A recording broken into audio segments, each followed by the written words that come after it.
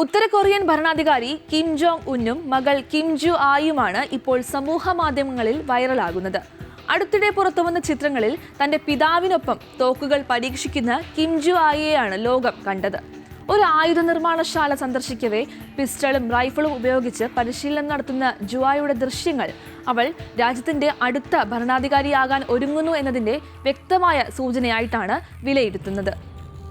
Military first എന്ന നയത്തിൽ വിശ്വസിക്കുന്ന രാജ്യത്ത് ഒരു പെൺകുട്ടി ആയുധങ്ങൾ കൈകാര്യം ചെയ്യുന്നത് കാണിക്കുന്നത് അവൾ ഒരു ശക്തിയായ സൈനിക നേതാവായി വളരുന്നു എന്ന് ജനങ്ങളെ ബോധ്യപ്പെടുത്താനാണ്.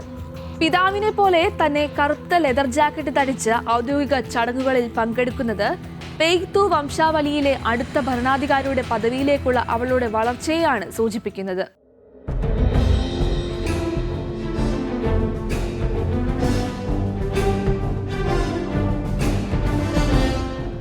എന്താണ് പെയ്തു വംശാവലി? അതിന് ഒരു ചരിത്രമുണ്ട്.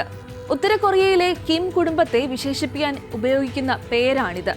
ചൈന ഉത്തര കൊറിയ അതിർത്തിയിലുള്ള പെയ്തു എന്ന പർവ്വതം കൊറിയൻ ജനതയ്ക്ക് വളരെ വിശുദ്ധമാണ്. കിം കുടുംബത്തിന്റെ പൂർവികർ ഇവിടെ നിന്നാണ് ഉത്ഭവിച്ചത് എന്നാണ് അവർ വിശ്വസിക്കുന്നത്. അതിനാൽ രാജ്യം ഭരിക്കാൻ തങ്ങൾക്ക് മാത്രമേ അവകാശമുള്ളൂ എന്ന് സ്ഥാപിക്കാൻ അവർ ഈ പേര് ഉപയോഗിക്കുന്നു.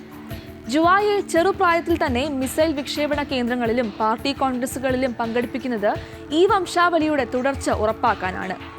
2022 ആദ്യമായി അവൾ ലോകത്തിന് മുന്നിൽ പ്രത്യക്ഷപ്പെട്ടത്. അന്നു മുതൽ ഓരോ ചടങ്ങിലും അവൾക്ക് ലഭിക്കുന്ന പ്രാധാന്യം വർദ്ധിച്ചു വരികയാണ്.